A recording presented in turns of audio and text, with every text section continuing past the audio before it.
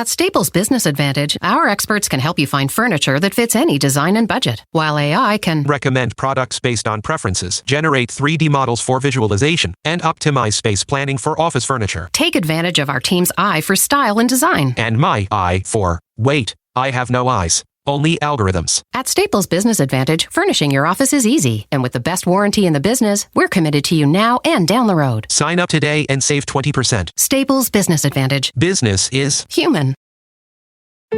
At Mayo Clinic in Florida, we're conquering the unconquerable, using data and AI to create personalized gene roadmaps to fight cancer more effectively. Learn more at mayoclinic.org/possible. Mayo Clinic, you know where to go. For exclusive podcasts and more, sign up at patreon.com/partnersincrimemedia. I'm Rebecca Lavoie, and this is Crime Writers On.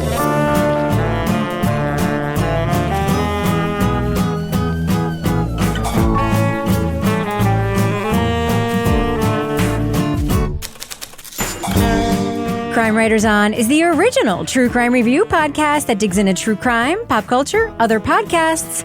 And on this episode, he became a celebrity for his unconventional story of weight loss. But behind the fame, a child predator lurked. We'll talk about the series, Jared from Subway. Joining me to get that done and more is true crime author, TV journalist, and host of the These Are Their Stories podcast, my husband and love of my life, Kevin Flynn. Hello, Kevin. Hello, Rebecca. Also with us is private investigator, certified pet detective, resident cat lady, and author of The Final Curtain. From the inky shadow she emerges, Lara Bricker. Hello, Lara. Hello, and don't forget, bartender for a day. Yeah. Yes. Yes. It's like being queen for a day. I brought in over $300 in fake tips at the bar, which are actually donations to the school based on my expert bartending. That sounds like skills real last tips. week. If it's actual donations to the school, it sounds like real tips. Yeah, but there was a tip thing up front, but I gave it to the school. Well, that's Fake tips because she didn't get to keep them. Gotcha. No. Yeah. And finally, our captain of all things cynical, the author of the City Trilogy of novels, host of Strange Arrivals, and our Patreon Deep Dive Book Club podcast, Toby Ball. Hey, Toby. Hey, Rebecca. Are we going to acknowledge all the folks who are also joining us virtually in the studio tonight? Kevin, you should do that because you know who they are, right? You can see them in that little list. Each and every one of them. We've got a big crowd of patrons here that joined us tonight for the live taping. They're joining us on our Crowdcast platform. So they're watching us do our thing and commenting in the chats. And, well, I know Laura's going to be completely effing distracted. We're going to, Laura, remember. Going through typing and... We're also taping a podcast. No, I turned over, I cut it so I can't see the comments. Oh, good for you. By the way, we made a last-minute technical jerry rig where there are, Rebecca and I are in one studio, and of course, Laura and Toby and others. So it's really 3 cameras. So when 3 cameras go up on the screen, this 3-shot, it's like Rebecca and I get squished out. And all you can see is our 2 middle shoulders. Yeah. So I know what to do. So I, at the last second, registered myself on my phone and brought my phone in. So now it makes a fourth account, so a 4th window, so that now we're like the Brady Bunch. It looks awesome. It looks pretty good. And I noticed you have a little mute button, and I realized that's because you're right next to Rebecca. Yes, that would be awful. That'd be an awful technical thing. And it looks like I might be like a half second off of whatever. You're fine. But no, you're fine. But people Sounds should know that I have good my to iPhone propped up on a big roll of socks. Yes. So they don't topple over. So that camera could go at any moment. Yeah, and this is just completely to just make sure that we have symmetry. No, it's so that you guys have a good experience watching us, those of you who are here, and those of you who might see video clips of this on social media later. It's that you can have a good experience, not at all so that Kevin can utilize this high-tech solution to prop up his iPhone. Normally I would take a photo of this, but it's of my phone, so I can't do that. Yeah. And your phone is being pressed into service for something else. It's fine. We have so many screens. All right. I'm so Toby's proud of us. representing for Is it West soccer. Ham? West Ham, we won the UEFA Conference League. There's what? 3 European tournaments, and the Conference League is the worst of all of them, but they won. Really? That's not what I there you saw go. on Ted Lasso. I've not watched Ted Lasso recently, but I hear West Ham are the bad guys. Yes. They're the villains. Yeah. They're the team owned by Rebecca's ex-husband, evil ex-husband, who was what's-his-face from Buffy the Vampire Slayer. Giles, yes. Rupert! I actually stayed up late last night watching that. They're the good guys. Yeah, they're good guys to a lot of people. They're the good guy. Who's the bad guys? Man City? Man United? We could get into a long conversation about we should, because that's good content for the Middle show. Eastern countries buying sports teams to sports watch their human rights abuses. It's going on over here. So West Ham does not have that issue. But yeah, Man City. Is it the players' fault, though? Is it the players' fault? Yeah.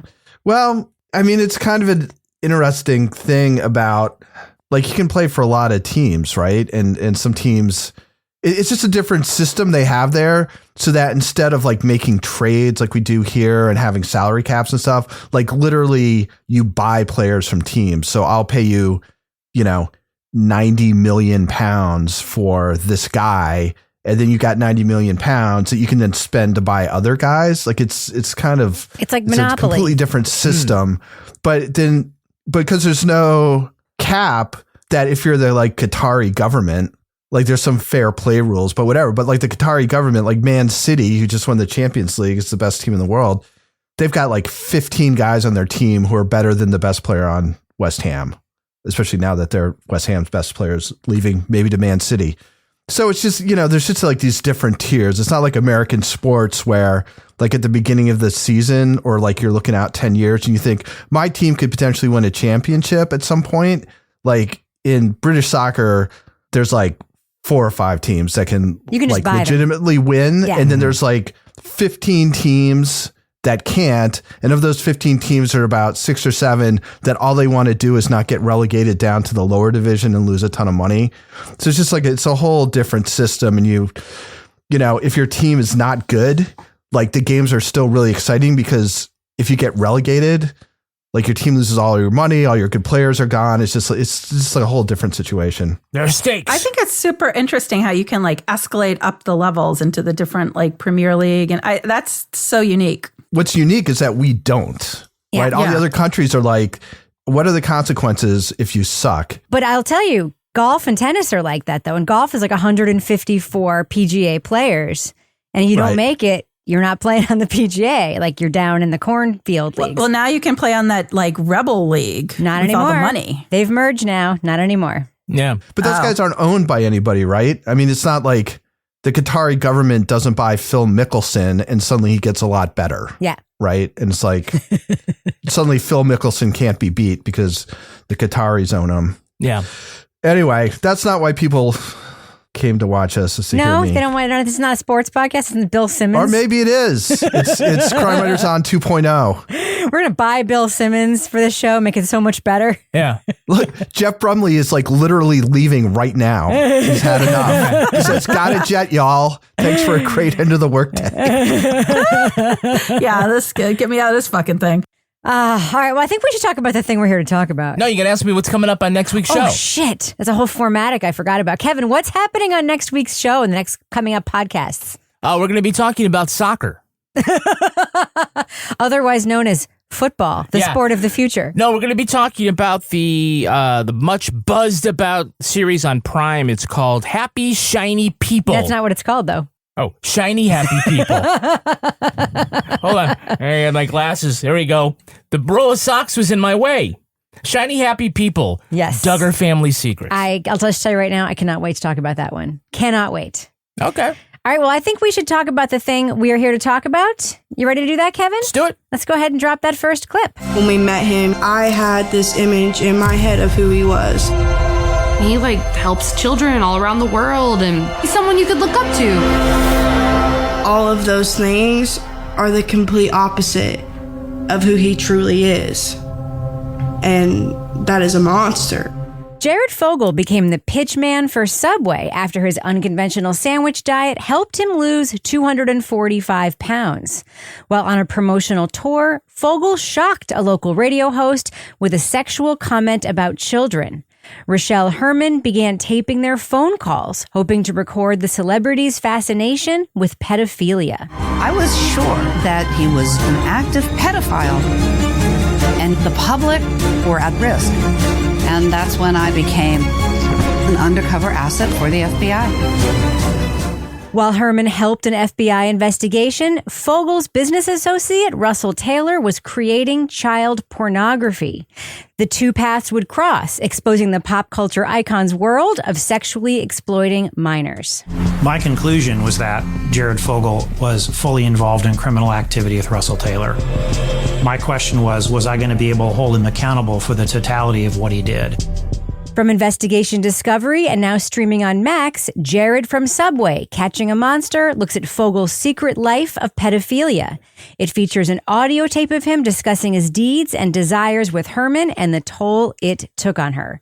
Spoiler alert, we are going to be talking about plot points from Jared from Subway. So if you want to remain spoiler-free, go to the estimated time code in our show notes for our thumbs up or thumbs down reviews. So, Kevin, what is up with Jared's appeal in the first place? Well, I think he very much seemed like an everyman to most folks. He's like this rare person that became famous without, trying to become famous. He just kind of sort of fell into that. He also wasn't very slick, right? You see clips of him at the World Wrestling Federation, and everybody's like, yeah. He's very anti-celeb, and I think that's, one of the reasons why people liked him and why he had staying power. He's also kind of a punchline, as just sort of this B-list celebrity. But, few people knew who Jared Fogle was, but many people could identify Jared from Subway. I just keep thinking this is why Progressive hired an actress to play Flo. Because, she's an actress, right? Yeah. Everyone knows who Flo is from Progressive, but, nothing's going to happen with Flo because Flo is a fake character, right? I just keep thinking that every time I see those commercials now after the whole Jared from Subway debacle. Now, Toby, you have another thought about Jared, that he reminds you of another infamous true crime figure. You put that in your notes. I thought that was really interesting. Yeah. So for the deep dive, we're reading The Stranger Beside Me, which is, of course, about Ted Bundy. And I just kind of felt as though Jared was giving off these pretty strong Ted Bundy vibes, in that I think, in a lot of popular culture about pedophiles or books, it's you get the sense that these people have these urges that they're trying to fight and they give into them. And then there's this deep regret and things like that. And that's absolutely not what's happening here. It's Jared is just he's conscienceless. He's remorseless. He's relentless. And he's, I don't mean to be less, but he's also he's strangely guileless too. He's just so open in talking and communicating with people about these horrible pedophilic feelings that he has. I was expecting something a little more nuanced than the fact that this guy is just straight up a serial predator who doesn't seem to have any kind of self-reflection on the damage he's doing to people, and doesn't even have the self-reflection to be should I really be asking this woman who I'm ostensibly friends with, which of her kids I will find most attractive? Yeah, that really struck me about him too, was that he has this thing that he does where he talks to her about so here's how you groom somebody. But he doesn't really even seem to have any grooming game. He's just kind of goes in, and I'm not using this expression, it's going to sound out of context, but he kind of goes in hot, right away. He doesn't have any kind of subtlety at all. There's no buildup. Exactly. There's no setting the stage. No, not at all. Jared leaned over just out of the blue and tells me how hot he thought middle school girls were. I just shut down. It was such a shock to me. Did I really just hear what he just said to me? That being said, Rochelle herself is an unusual figure in many ways, and she is the central figure in this series. So, Laura, I know that you also have thoughts about Rochelle, and I feel like the documentary, especially at the end, we get a sense that there's something more there that we're kind of not getting. Her son at some point says it's complicated. There's more I could say, but I'm not gonna. Around 4 or 5 years ago, I moved to Taiwan, and I've never gone back to America. There's a lot of reasons why. There's been a lot that's happened. I'm not sure what I should say, to be honest. But she's a hero. Like, there's stuff going on with Rochelle, right? In my opinion. Well, I mean, there's a lot to unpack with her. And we obviously learn, towards the end of this, what actually is going on with Jared. But in the beginning, the fact that this woman, who is just like a local radio show celebrity down in Sarasota, Florida, and she, goes out through like the American Heart Association to interview Jared. And from that, she's like, oh, like something's amiss. Now I'm going to start taping him and recording him. So first of all, you can't tape and record people. That's not legal. So the defense investigator in me, like, I feel conflicted because obviously. Wait, did you look up the laws in Sarasota? Is Florida a 2-party consent state or a 1-party consent state? Yeah, that's what it sounded like. Yeah. What bothered me more about it was the way that she was engaging. I mean, yes, engaging him in the conversations. Yes. I really felt like, and I hate to say this because I know what we know about him, but it's really like entrapment. She's like baiting him into saying things that he's not volunteering necessarily on his own in the way that she's questioning him. Jared eventually started sharing with me in great detail what he would do with children. I want to know, what is the youngest that you've been with? Tell me. I think 11 or 12. That's the youngest? Mm-hmm. When Jared boasted about having sex with minors, it was beyond disturbing.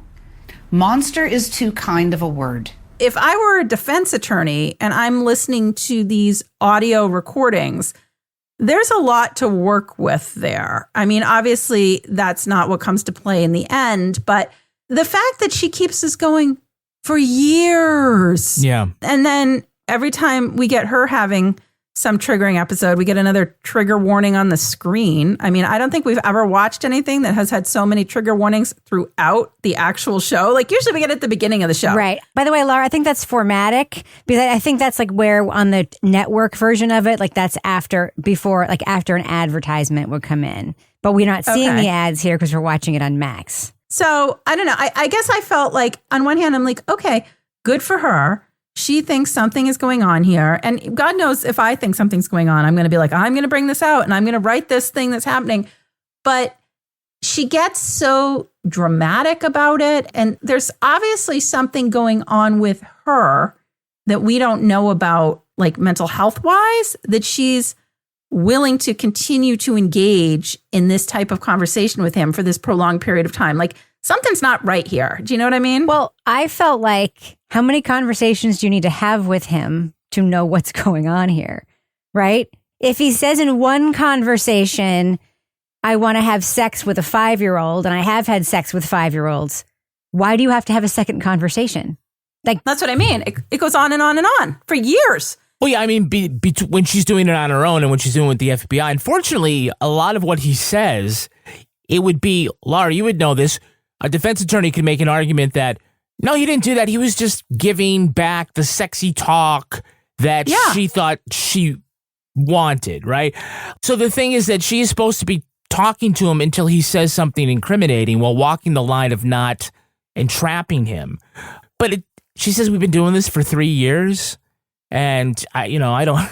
It's a weird hobby for her to pick up because it becomes clear that the FBI is not engaging with her anymore. And she's still doing it. But didn't they just like really enjoy like having those like midnight tape exchanges in an abandoned parking lot, like dropping him off with Deep Throat? Because were they having those though? Is that clear? It's hard to tell, right, Toby? Because we don't ever hear officially from the FBI. I also think like this whole I was an asset for the FBI thing, perhaps you talked to them once or twice and then I don't think the FBI was like taking her recordings. I think she just continued making them on her own, right? It seems pretty clear that there's a point at which they go and they get a warrant and they go into the radio station and they go into her house and they take everything they want. Right. You know, she's pretty good about the self sort of dramatizing in that, you know, I don't know if it was true, but it's really seemed like people were following me and I was really worried about my personal safety and the safety of my kids. And I was like, you know, the only like legitimate thing that I found worrying about the safety of your kids is when you try to do a sting by inviting him over to one of your children's birthday parties. No shit. So it just kind of seemed like, I don't know. I mean, and who knows? I mean, maybe all this stuff was really happening, but it was one of those, and I think it's an issue throughout this documentary where it's somebody talking about something as though it's real, but there's no attempt to confirm or, you know, contradict that this actually happened. So you're left with, and they have that one like weird, or it's at least one like recreation of like at the top of a parking deck. In the end, like you can see that this could very easily have been like this very, very minor thing that she's blown up into a big thing. She passed some stuff off to the FBI. The FBI wasn't really sure what to do with her. When they did find evidence in other ways that he was a serial pedophile, they were like, fuck it, we got to do something. We heard from this woman. We'll get everything she has and we'll go in and arrest, rather than I was a 3-year-long undercover agent for the FBI and it was super stressful and I was worried about my kids.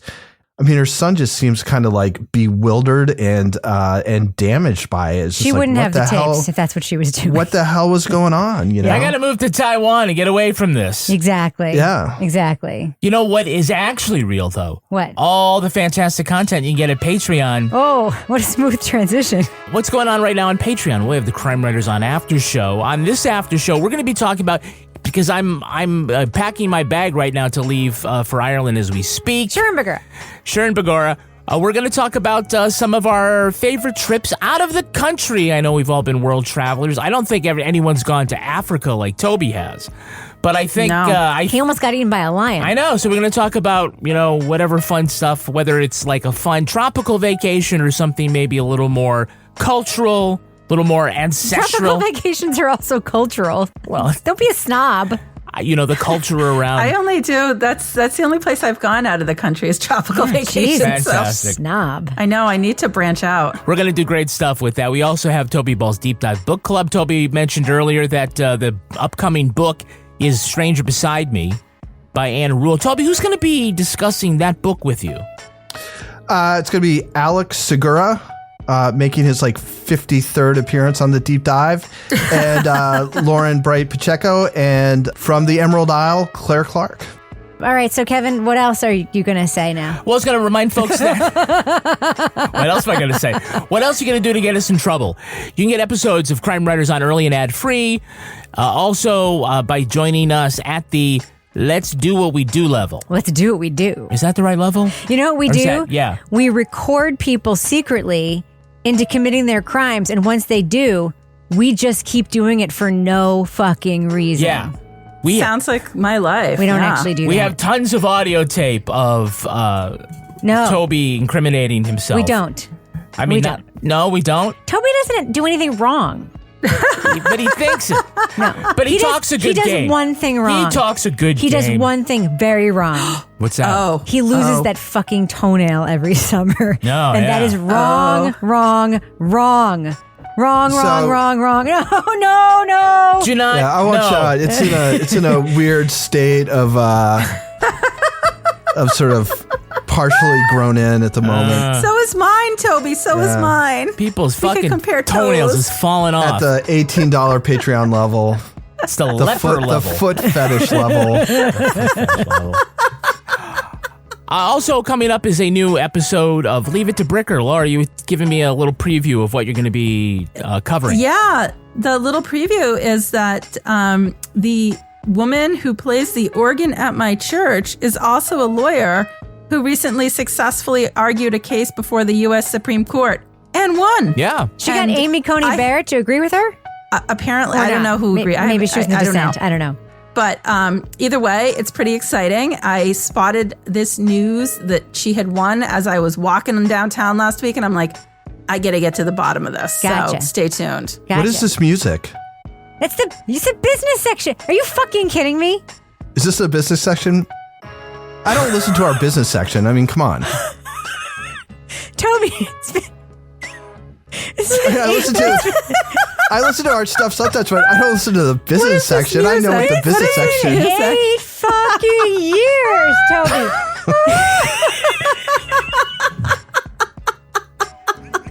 That's like, this just made my whole day right now. What is this music?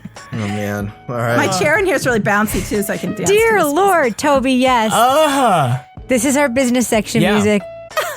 All right. Let's get those patron saints and get back to the show. So, Kevin, do we have, before we leave this business section with the music that Toby's apparently never heard, do we have any Patreon patron saints of the week this week? Our Patreon patron saints are Jeff Littlejohn and Indira Sengupta. Bless you. Bless you guys. Thank you, Indira. Thank you, Jeff, for supporting us on Patreon. Thanks to everyone who doesn't and just muscles through the business section anyway. Apparently, Toby is not one of those Toby's people. All right, Kevin, should we go ahead and fade that music out? I don't know, Toby. Should we fade the music out? I just keep it flowing. All right, let's fade that music out. Take it out, Kevin. Right now. At Staples Business Advantage, our experts can help you find furniture that fits any design and budget, while AI can recommend products based on preferences, generate 3D models for visualization, and optimize space planning for office furniture. take advantage of our team's eye for style and design. And my eye for, wait, I have no eyes. Only algorithms. Let Staples Business Advantage use today's latest innovations plus our team's experience to make furnishing an office space easier for you. Sign up today and save 20%. Staples Business Advantage. Business is human. Ma, ¿podemos llevar a Javi a su casa? Claro. ¿Podemos llevar también a los gemelos, señora Delgado? ¿Y por qué no? ¿Y a Noah, señor Delgado? Seguro. How about Ignacio, Mrs. Delgado? Obvio, entre más mejor. Pero los botines sucios y los balones de fútbol los ponen atrás. Yeah, no problem, we got it. Vive a lo grande, con asientos para tus hijos y los amigos de tus hijos. En la primera Grand Highlander. At Mayo Clinic in Florida, we're conquering the unconquerable.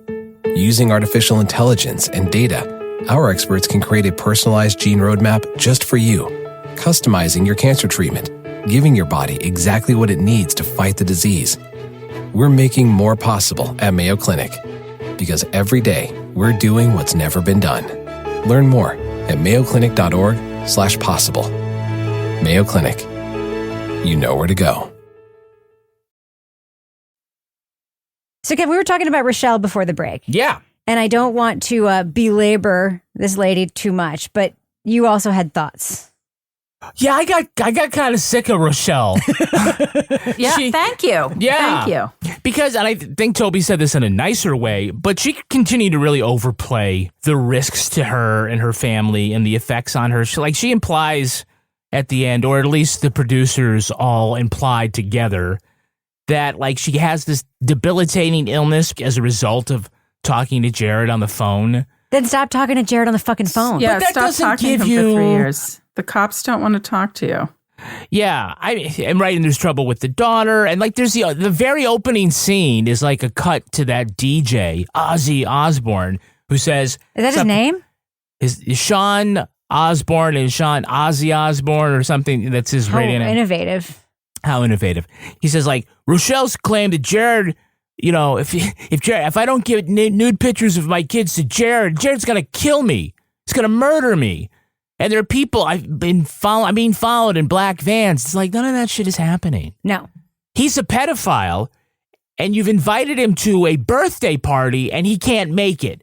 But instead, he's going to be following you around in a black van trying to kill you. Right. It just it became too much and annoying, and then I kind of ended up.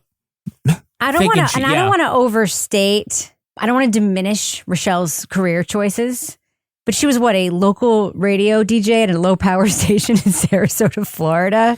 No, she was a local celebrity. It was really weird. She's not Bubba the Love Sponge or Howard Stern or anything like that, right? This is not a situation where she's a extremely well known person that someone would stalk. I don't think, right? Yeah, yeah. I mean, I could be wrong. Okay, let's go back and talk about the case aside from Rochelle. So, Toby, how do these two people, and this is what I found myself wondering, because the documentary does not draw this string together very well. It turns out Jared has a foundation, and the guy running Jared's foundation, guess what, is also a fucking pedophile. What are the odds? I mean, did he hire him because he's a pedophile and they met through pedophilia stuff? And he's like, you should run my foundation. Or is it a coincidence? Like, what do you think is going on here? Well, I wish they'd spent like even 30 seconds trying to tell you, because they do sort of, they have one guy say, well, you know, if you want to be staying out of trouble, hiring Russell Taylor is probably not what you want to do. And then they kind of build up to the fact that this guy is, you know, basically producing pornographic material of his stepdaughters and their friends through the teddy cams.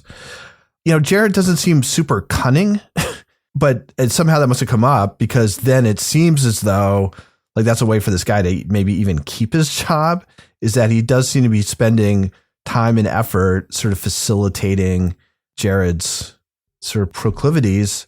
And then as you find out more, and I think the last episode, and it's almost like Jared almost gets sort of shunted off a little bit, like towards the end, towards like the really sort of transgressive stuff has to do. I mean, everything's transgressive, but kind of what they show at the end with Russell Taylor and his new wife and her stepkids. And then yes, that's so how fucked. Basically, they're all being used as in this sort of production of pornography of different sorts, and that the mother is like 100% kind of complicit in this.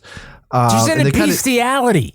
I know. So they kind of tease it a little bit earlier where they're like, yeah, you know, my mom was like down for us to party and have parties. And it's when they were like 14. Yeah. And it's like grooming without the subtlety. It's like grooming with a sledgehammer.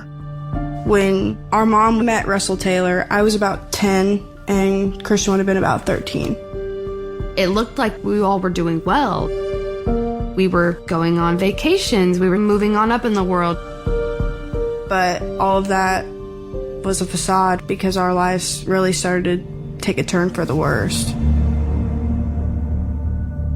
Your average teenager will get in trouble for drinking underage and smoking weed, but it wasn't like that for us.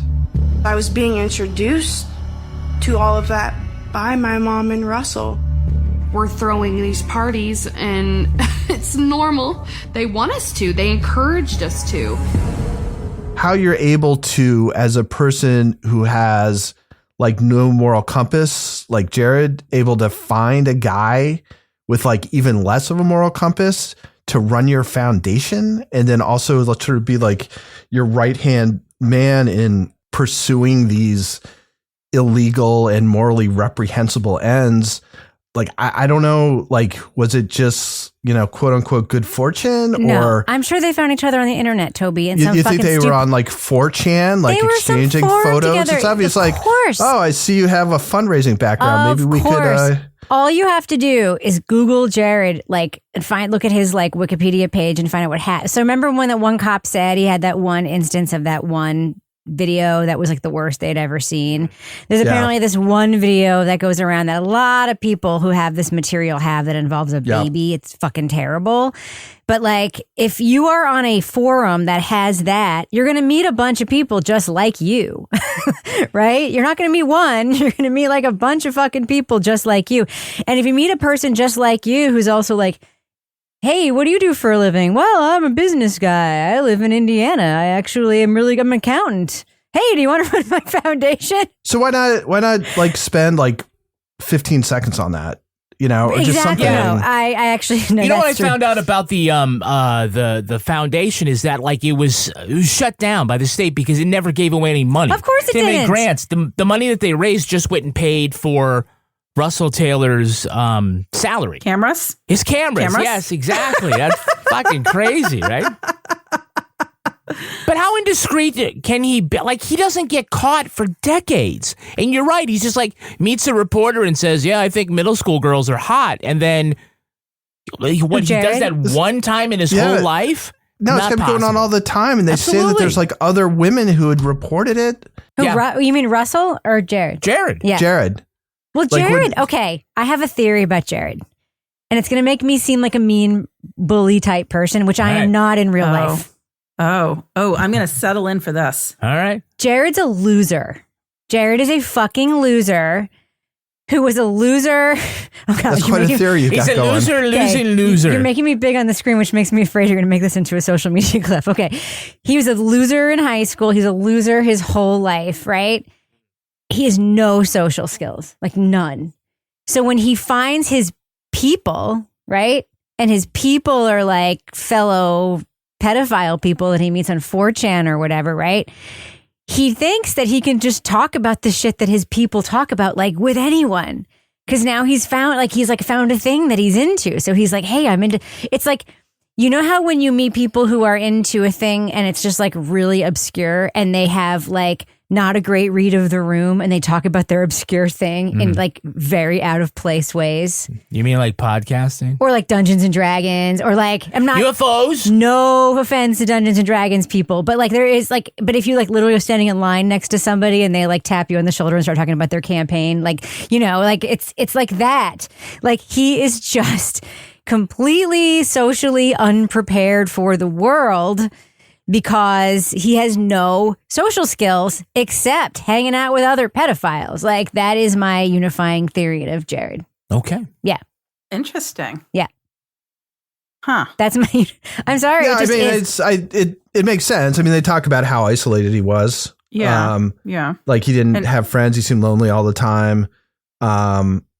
Yeah, and then it's like a combination of that and then just access. I hate calling someone like that a loser, but like I'm comfortable calling him a fucking loser because he actually like his child is into kids. So well, he's, you know, socially challenged. Yeah, and I think they set that up really well when they bring in the people that knew him when he was growing up and talking about what he was like in high school. And then when all of a sudden, like, well, I don't want to disrespect the skateboarders. My son's a skateboarder. And there's lots of cool skateboarders out there, but yeah, Kevin, don't be a bully, Kevin. Don't be like Rebecca talking about people being losers. But I do think they set it up really well, you know, for how he does lack those social skills. And I think even listening to all those fucking disturbing, creepy phone calls with him and Rochelle, he's not good at that sort of thing. So it's a struggle. Yeah. No, he's even if he wasn't talking about disgusting things, like his regular conversive skills, not smooth. I mean, one of the things that did frustrate me about this is, yes, obviously Rochelle going about this in the wrong way. Obviously, there's some issues that we're not totally privy to, but she does go to the FBI, and yeah, they're like, this is not admissible in court. Will you like keep working as an informant for us and keep recording? According to her. That's the story. I mean, obviously the FBI is not good. So that's what she says. But then like nothing ever happens with that. So to me, that means either they thought this wasn't credible, they think she's a freaking nut, or there's something else about this that we're not being clued in on. Maybe she didn't get anything, Laura. Anything actionable. That's what I'm saying. So yeah, because it's just conversation at that point. It's like, really, I mean, he's like, yeah, I went to Thailand. Yeah, I did this. Yeah, I did that. And you're like, but is any of that true, or is that just him talking up a big story because he thinks that's what she wants to hear? But the fact that she then goes to like her local law enforcement and is like, help, the FBI won't help me. I mean, I guess I found this whole trajectory of how this case moved forward via Rochelle. And I had these questions about why legitimate agencies and law enforcement were not doing anything about this if it was that serious. Do you know what I mean? I mean, it is very serious, but I'm just saying, I wish we had more than just her sitting there telling her narrative of what happened. I would have liked some more. And we did have that guy that was like in his car in the parking garage who's like, I used to work for the FBI and I'm in a parking car. And I didn't have an office. I don't have enough time to get out of my car to talk to you. So quick question though. The FBI raided her office and home. They didn't go to her and say, can we get your stuff? Which makes me wonder if after the cops called them and said, hey, this woman just came in with all these super sus tapes of Jared and herself talking about kids and sex stuff, it makes me wonder if for a minute there, maybe they thought she was engaged in shit. Why would they raid it and not just ask her for her stuff? Well, wasn't she threatening to go to the press with it or something well, then like that? They should have gone to her and just said, "Can we have your?" Are we really relying on Rochelle to tell us the nuances of this investigation? I feel like those, unless you contextualize those with I was playing a game, it sure as hell sounds like she's inviting him over to check out her kids. I mean, yeah, it was pretty disturbing. Yeah, I don't know. I just think we're relying way too much. If we had one person from the FBI backing any of this up, it would be very fucking helpful. Yeah. All we have is a cop who says she made a phone call. That's all we have. And the U.S. attorney who prosecuted, and that you think you would have got better stuff from him. Yeah, and by the way, isn't there a case? There's a case against him. Is any of Rochelle's stuff in that case? Well, he pleaded. He didn't. Correct. So they just correct. But is any of Rochelle's evidence in the file of the case? No, it's all the stuff they got from his house. Yeah. Yeah. It's just very confusing.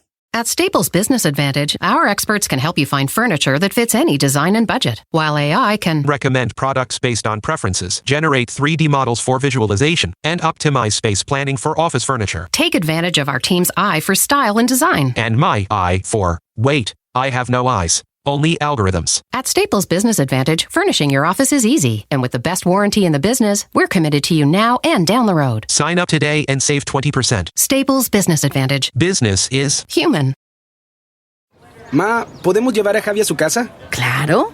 ¿Podemos llevar también a los gemelos, señora Delgado? ¿Y por qué no? ¿Y a Noah, señor Delgado? Seguro. How about Ignacio, Mrs. Delgado? Obvio. Entre más mejor. Pero los botines sucios y los balones de fútbol los ponen atrás. Yeah, no problem. We got it. Vive lo grande, con asientos para tus hijos y los amigos de tus hijos. En la primera Grand Highlander. At Mayo Clinic in Florida, we're conquering the unconquerable. Using artificial intelligence and data, our experts can create a personalized gene roadmap just for you, customizing your cancer treatment, giving your body exactly what it needs to fight the disease. We're making more possible at Mayo Clinic, because every day we're doing what's never been done. Learn more at mayoclinic.org/possible. Mayo Clinic. You know where to go. All right, let's do what we do. Let's let our listeners know, should they check out Jared from Subway? It is on Max. Laura Bricker, what do you think? Thumbs up or thumbs down for Jared from Subway? So I'm going to give this a mild thumbs up because there's nothing really wrong with how it's done. But honestly, it wasn't to the level of a true crime documentary that had a lot of different sourcing, which is what I feel like it should have had. I mean, it's an interesting case. It's a really fucking disturbing case. And I don't think, honestly, that you need to go this far into this by watching this documentary. This woman, Rochelle, the informant, the crusader who's going to take him down, interesting character and all. But, I feel like we need more viewpoints brought into this. And we watch a lot of disturbing stuff. This is something that had a trigger warning all the time. We got another trigger warning. So it's not an easy watch. It's not a fun watch, but I mean, I'm going to go mild thumbs up because anything that can be done to bring out this sort of case and talk about it, I think is a good thing. But overall, I didn't love it, but I can't go thumbs down. Toby Ball, thumbs up or thumbs down for Jared from Subway? I can't even begin to list the reasons why it's a thumbs down for me. Try. I guess I can start with, I don't think, so there's basically sort of two semi-connected storylines. One has to do with Jared, and especially around this thing with Rochelle. The other one has to do with whatever that guy's freaking name is. Russell Taylor. I'm repressing. And the Russell Taylor thing is lurid and disturbing. And, I somewhat believe that it probably kind of plays out the way it's portrayed. The Jared thing, I have no confidence that's what described in this documentary is even close to what actually happened between those two people and the information that she got and how he's eventually busted. It kind of seems like some of the stuff that happened roughly in the same timeline that Jared found himself eventually arrested. But there's just no evidence that any of this stuff played out the way she talks about it. There's almost no confirmation. There's very little actual journalism here. And I think that kind of came out in our main discussion where it's like, well, Kevin and Rebecca, by going on the internet for like 15 minutes, bring in some more like important information than what you get in like watching 3 45-minute episodes of this thing. So it really seems like they got a couple of sort of over the top interviews and then a lot of like footage of Jared and in places that both make him seem like sort of docile and like a lovable guy. And then other things where you can sort of, he's around kids. And while he's not doing anything with kids, like your mind is immediately supposed to go to these very sort of lascivious ideas about it. But again, there's no sort of confirmation. There's no attempt to put anything into context. I mean, it's just how they got this thing. And when it was done, they're like, wow, that's a nice piece of work. It's completely beyond me. So I'm a big thumbs down, and it's just, and then the story is absolutely freaking draining and awful. And if you really care that much, like go on Wikipedia or something and just get the facts, because, you know, you don't get much insight into Jared. Like you don't get to know the guy at all beyond the fact that he started in this one place. He ended up being a celebrity. He's clearly just a freaking conscienceless pedophile predator. And, you know, at the end, it's like, all right, great. So I sat through all that. Is completely like soul sucking. And I don't feel like I'm any, you know, whatever, it happened, but I don't feel like I have any insight on anything. Are you okay, Toby? Thumbs down. Are you all right? You okay? You gonna be all right? Yeah, it was just, it's weird. Like some of the stuff that gets made, right? I know. Like there's it's like, how did this thing get on the screen? I'll just say what I say in a second. Kevin Flynn, thumbs up or thumbs down for Jared from Subway? Yeah, I'm going thumbs down on this. I have to agree that there wasn't a lot here. It was all very investigation discovery product. It just is like they took a regular ID show and just made 3 episodes out of it. All the tropes were there, the weird reenactments, and then a lot of these rhetorical statements like, and then something happened that changed my life forever. And then I never knew what, you know, all this shit, right? Stare into the middle distance. Yes, pause. It's all very manipulative. I think that the story of Jared Fogle itself is interesting, and I think that there was material here for a really interesting docuseries, you know, maybe not 3 hours long or whatever the hell, but I don't think anyone's really examined this in a serious way yet, this crime and its implications and all the other stuff here, but it relies way too much on yet another unreliable narrator who just continued to overstate, maybe at the insistence of enthusiastic producers that keep wanting to have, you know, those cliffhanger rhetorical statements so that they can go to another commercial break. Or maybe just at her own, I'm going to say self-delusion, that every bad thing that happened in her life after taking a phone call from Jared is somehow related to Jared Fogle. So, yeah, I'm a thumbs down. I just thought that this wasn't put together well. The audio tapes were interesting, but that alone is not enough to recommend, you know, watching this. So, thumbs down. I feel like I need to change my review. Go ahead, change it, Laura. You want to retract Well, that? no, I was pretty much thumbs down in what I said, but I was trying to be positive because I was like, let's. You want to just go thumbs down? We've never done this. You can amend. You want to amend? I'm going mild thumbs down because right. I stand by what I said, good. and I wasn't enthusiastic about this, but I was trying to I thought that we should all know about this case. I thought that was sure thumb sideways for you. All By right. the way, we asked everybody in our audience what they would do as far as thumbs up or thumbs down. We have 39.1% give it a thumbs up, 43.5% give it a thumbs down, and 17.4% say it is a thumb sideways. Put the poll up again, see if anyone changes their mind. No, I'm just kidding. Yeah, I am also thumbs down for this. And I will say, if there was a documentary to be made with Rochelle in it, the documentary could have been what happens when a woman discovers that a famous person is a pedophile, and how insane does that make her when no one will listen to her, right? Like, because that's what happened. Like, no one listened to her, and then she went bonkers. Like, Like she went bonkers and then she let it take over her life. And then she became full of this delusion of grandeur that she was going to be the superhero that took him down. She was not. Maybe like she had some little lever to pull here and there. Maybe her visit to the Sarasota Police Department did or didn't. I don't think it, I personally probably did not affect the investigation.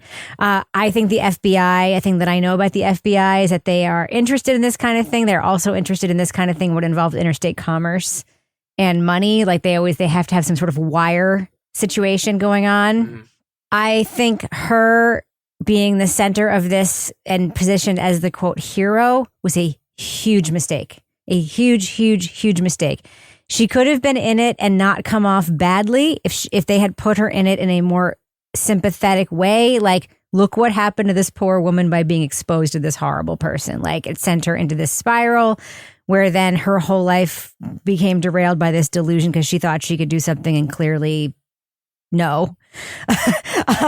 But it's bad. And as Toby said, I learned more from Wikipedia than I learned from watching this documentary. And what I learned was still not good because Jared's a disgusting loser. All right. That's it for me. Thumbs down for Jared from Subway. All right. Now it's time for my favorite part of the podcast, a little something I like to call the crime of the week. Crime of the week. There used to be a time where if you wanted to know who your kid's dad was, you had to go on a daytime talk show and learn who it was at the same time as the studio audience. Well, no more. Now you can take a DNA paternity test in the comfort of your own home thanks to Maury Povich. The host made famous for revealing fathers and watching the sparks fly is out with an at-home paternity test called, quote, "The results are in. Just take matching cheek swabs and send it to Maury's lab. In 2 days, you'll find out whether or not you should be paying child support and if that tennis instructor was more than just a good friend." Maury says the tests are affordable, convenient, and 99.99% accurate. But if you want to do it old school, gather your rowdiest friends, 2 gentlemen callers, and open up the results on TikTok. So panel, Maury Povich selling paternity tests seems too on the nose. What other products will TV hosts be hawking? Laura Bricker, what do you think? I'm just going to say, based on this whole conversation tonight, I'm just going to go with STD tests. By whom? Who's selling STD tests? Which host is doing that? Which one? Ricky Lake? No. Warren Downey Jr.? Like Sally Jesse Raphael? I don't know. I don't watch it. Montel Williams? I feel like you can get any of them to do that. Yeah. Toby Ball, what do you think? Hoda? What on-the-nose product will a TV host be hawking? Because I knew this was going to be live, I actually prepared this ahead of time, and I had a bunch of different things, and I had one, but I realized that certain members of this audience are probably too young to actually get this reference, but maybe I should just go ahead with it anyway. Do it, Toby. The Gerardo Rivera's vault cracking kit. Yeah, it's a good one. I know that one. That's a good one. All right, so Kevin, what about you? What is the very on-the-nose thing a TV host will be selling? Matt Lauer door locks. Oh, my, no. No, that's terrible. That's terrible. I have a couple. But they will sell well. I have a couple. Oh, okay, couple. Go for it. Oprah selling cars. And you get a car. Oh. And you get a car. Okay. And you get a car. Jeff Probst selling torches. Oh. Right? Okay, yeah. Or Ellen DeGeneres selling workplace trauma recovery kits. Right? Oh. Am I right?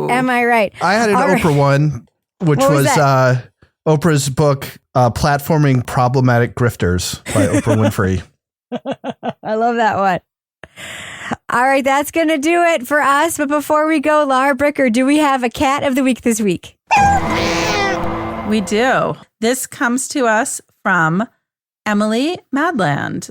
Emily, we made some generous donations to her school social work office last year, but now Emily has a pet-related request. She is a single mom of 2 daughters living in Minneapolis. 3 years ago, we adopted Posey, our beloved rescue from Texas. She was set to be euthanized due to her heartworm diagnosis, and a local rescue, Rough Start Rescue, helped her get treated and transported to Minnesota, where she landed with us. She's brought so much love, protection, and companionship to my family, especially on our nightly podcast Rage Walks. Sadly, she now needs double knee surgery, set for July 13th. 5 opinions The lowest estimate is just under $10,000. So Emily has started a GoFundMe for Posey's knee surgery. If you feel like donating, we will post the link. And I hope, Emily, that Posey is like supersonic bionic dog after this, because I had a dog that went through ACL surgery. I was like, this is like a mortgage payment. It was insane. So as an animal lover, I know the feelings you have when your pet needs like a huge surgery like that. And I hope it all works out, Emily. All right, we'll put that on our Facebook group. We'll put it in our show notes and all the places it needs to be. Good luck to you. I hope you raise a few $100 from our listeners, and good luck to your poor animal. Surgeries are hard and they are necessary, and I'm so glad that you want to do that for her. All right, Laura Bricker, if folks want to reach out to you and send you any kind of animal pet of the week, doesn't have to be a sob story to raise money. It could just be a happy animal in a hat. How can they find you on social media? They can find me at Laura Bricker, and somebody did find me on Twitter. Stay tuned next week. It's a fucking corker. Toby Ball, folks going to reach out to you on social media and discuss football, the European kind. How can they find you on social media? Please do at TobyBallNH. Kevin Flynn, how can folks find you online? I'm at Kevin P. Flynn. And if you want to follow me on Twitter or Instagram, you can find me at Reb Lavoie. You can also follow the show on social media everywhere at Crime Writers On, and I encourage you to join our incredible community in our official Crime Writers On Facebook discussion group. Just go to our regular Facebook page. I've pinned the post to join the group. Get episodes early and ad-free at patreon.com/Partners in Crime Media. You got the Crime Writers On After Show, Married with Podcast, Laura Bricker's Leave It to Bricker Podcast, and Toby Ball's Deep Dive Book Club podcast. Our theme song was composed and performed by Ty Gibbons. Our line editor is the wonderful Livy Burdett. The executive producer of this program is Kevin Flynn. This show was recorded in the Treehouse Yoga Studio above the Mockingbird Cafe in Bay St. Louis, Mississippi studio, otherwise known as Studio C, the closet in our New Hampshire basement, where we also like the 6-inch turkey club with veggies and a little bit of oil. On behalf of all the crime writers, thanks so much for listening. We will catch you later. It's just very confusing. Is it? Are you into that thing where I can't say my thing because you all like say stuff now? What? No, Yeah, it's all it's. You're good? Everyone good? I'm fine. All right. Let's do a blowjob. Jesus fuck. God, we can't cut that out, Kevin. Oh no! What are we gonna do?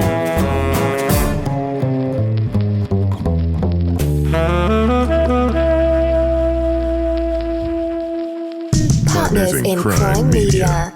At Staples Business Advantage, our experts can help you find furniture that fits any design and budget, while AI can recommend products based on preferences, generate 3D models for visualization, and optimize space planning for office furniture. take advantage of our team's eye for style and design. And my eye for, wait, I have no eyes. Only algorithms. At Staples Business Advantage, furnishing your office is easy. And with the best warranty in the business, we're committed to you now and down the road. Sign up today and save 20%. Staples Business Advantage. Business is human.